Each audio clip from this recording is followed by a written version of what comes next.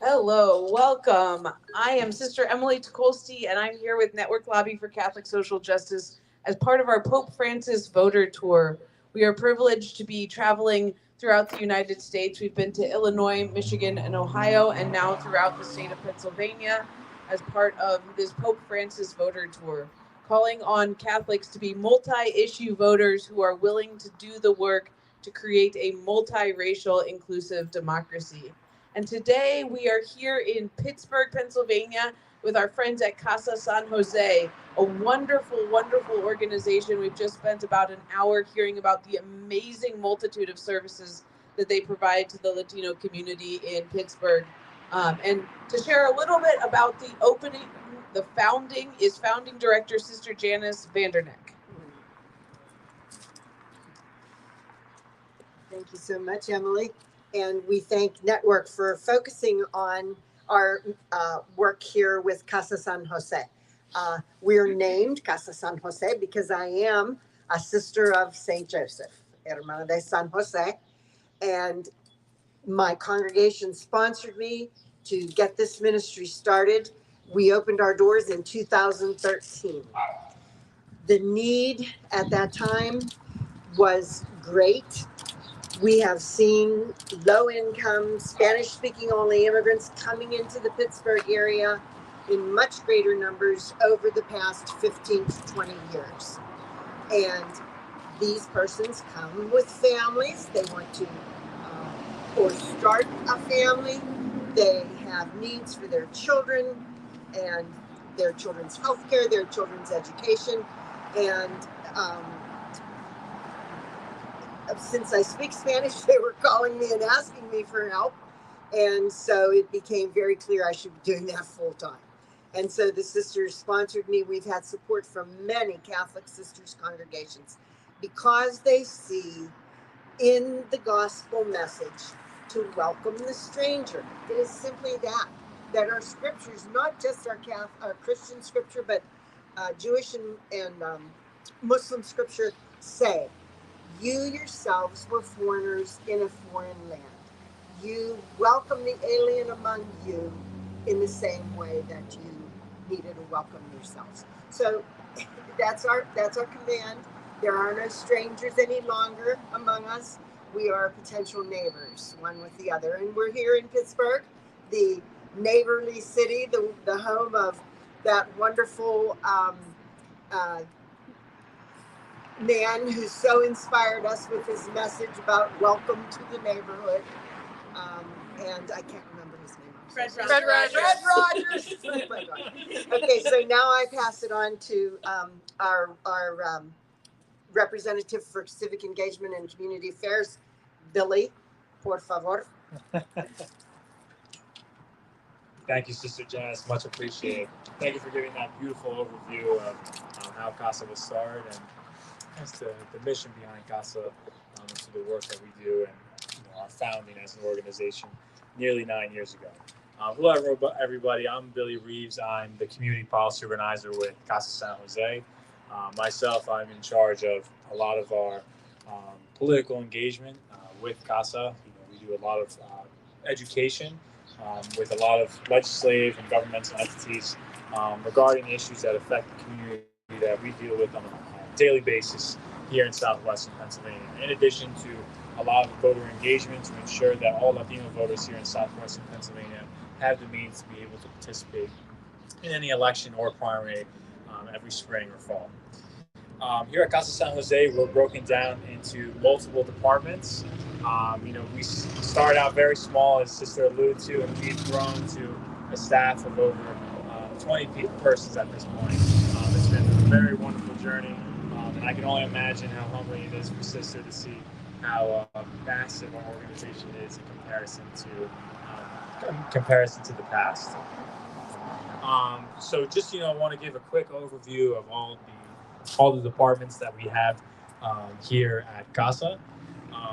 Our caseworkers here, they want to ensure when a family comes here into the region, that they're being welcomed and that we can ascertain the needs and services that we need to either refer them to or that we can fill in the gaps here through programming that we have offered here.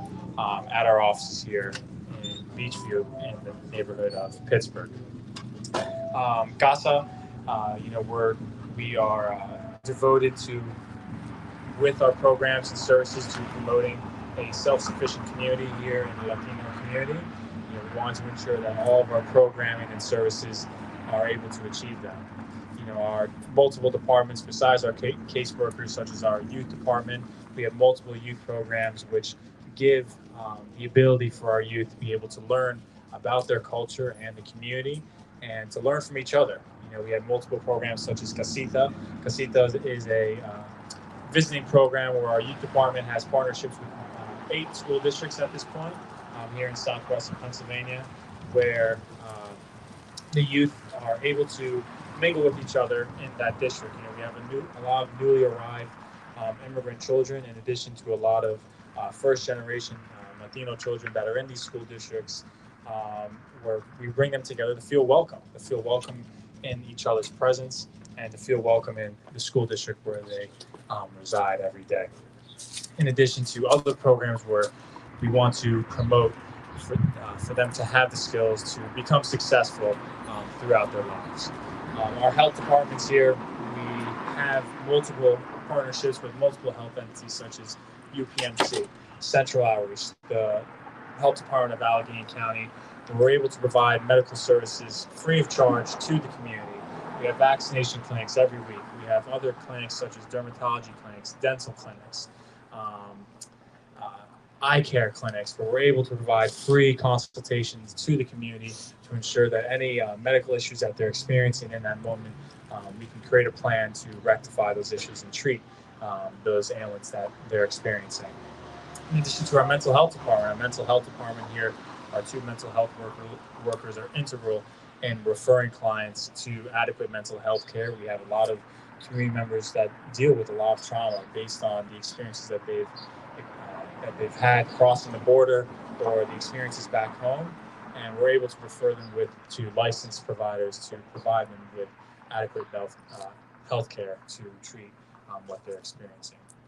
And our organizers, we have 3 organizers here at Casa San Jose, which are very integral in developing community leaders here in southwestern Pennsylvania, in addition to the fact of advocating for the issues that matter to the community. Our 3 organizers were in charge of, for example, maintaining relations with embassies and consulates here in the Northeast, to ensure that all the communities that we work with on a daily basis have the connections with their consular embassies. So if they need legal documents such as passports or birth certificates, they're able to get those documents. In addition, we advocate for immigrants' rights all around. One of our biggest issues here in Pennsylvania is that the migrant community here does not have access to in-state driver's licenses. There's 17 states here in the United States that have that give access to migrant residents here in their respective states to access to in-state driver's licenses. We're fighting every day in Harrisburg and in district meetings here with legislators across the Commonwealth to fight for driver's licenses here in across Pennsylvania. In addition, we want to ensure that as I mentioned before, all voters that are Latino have the means to be able to vote. Language barrier is a daily problem for our community, and that just transcends voter engagement as well and being able to vote in an election. Every day, our community members deal with language accessibility problems and language barriers that they deal with every day. We want to ensure through our advocacy as well that each public entity and governmental entity is adhering to their responsibility to providing translation to the community, depending on the services and needs that they're trying to achieve. But I just want to appreciate the time that Network came out to come to Pittsburgh to showcase our organization, to give us the space to share about all the programs and services that we offer here to the community here in southwestern Pennsylvania. And I just wanted to pass the mic to Elizabeth Garcia, one of our community members here today, and she wants to share her story and talk about how Casa has impacted her life. Thank you, Elizabeth. Hello, thank you. My name is Elizabeth Garcia, and as many of our Latino families, my family, I would say, was one of those first ones. I've been with Casa San Jose since 2014. So a little bit right after they started this mission, my family became part of Casa San Jose. So we welcome all of you. Like we say here in Español, mi casa, su casa, bienvenidos. Um, Casa San Jose holds a very, very, very deep part in my heart. And the reason for that is for all the services that they do provide for our community. And the emotion is that we feel proud as a community to have a place to call home that opens doors for us in this community. Um, the services are extended. As you can see now, the explanation that you were given. I am fortunate to be one of the generations that was able to go to school and learn the language English, and bilingual. And for that too, I am proud of. And that has helped me a little bit more to also not only be part of Casa San Jose, but learning from them and how they help the community to become a volunteer myself and help as much as possible in my children's schools, in programs, and to also make use of those programs that Casa San Jose provides for all of us. Um, what can I say? I mean, like I said, very proud to be part of Casa San Jose, and all the support given, but not only one organization, two or multiple, it is always welcome, and we always try to pay it forward. Casa San Jose will do the same, pay it forward. So thank you, and I appreciate the time and taking my family into consideration.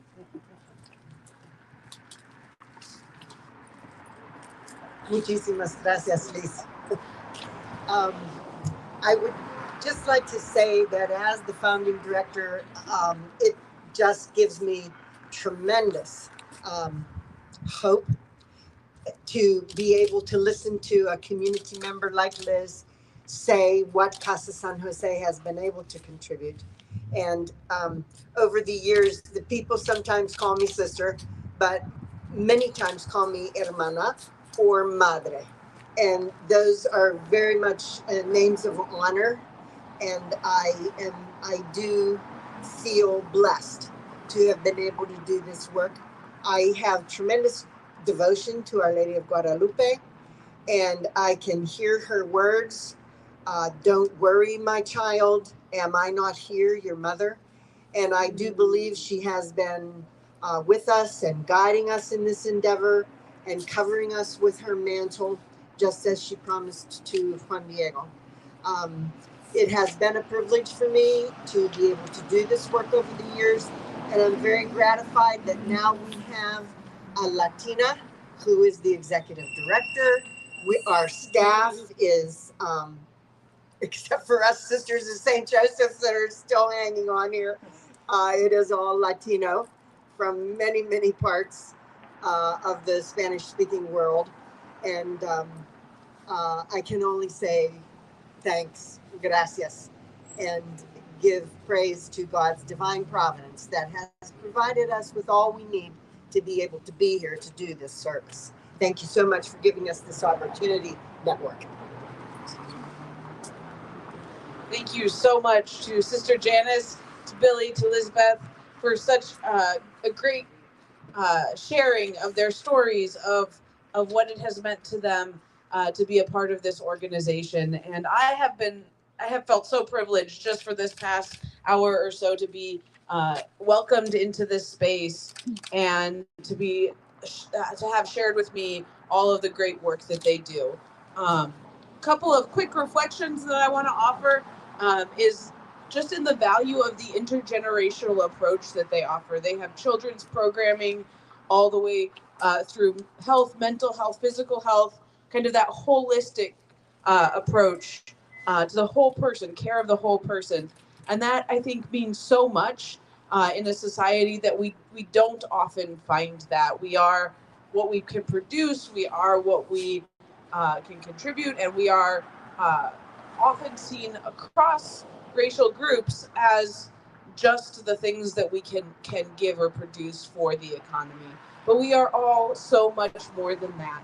And when we can build a society where we care for the whole person across racial lines, That gives me so much hope, and so you all have been a part of sharing that hope. I was particularly struck by one of the uh, staff members from the youth organizing team who actually was a participant in the youth programming himself. And so that kind of lifelong, that kind of dedication to the work of this community. And so I'm so grateful to have the opportunity to be here today, to reflect on the ways that community can be built, and we can care for each other holistically. Certainly, this community faces many challenges from outside, things like federal policy that block access to driver's licenses and legal status, protected status, such as temporary protected status. The threats that are ongoing to the dreamers in our society through the threats to the DACA program, but also acknowledging that DACA isn't enough, that we need a pathway to citizenship for those who have been here and have built their lives here, who are parts of our communities. And so as we move into this election season, I want to just highlight the need that we all have to vote, to be Pope Francis voters, to be multi-issue voters, to be willing to do the work, and to create that multiracial, inclusive democracy that will benefit all of us. So thank you for joining us today. We are so privileged. Thank you to Casa San Jose and the community of Pittsburgh for welcoming us here. Thanks so much.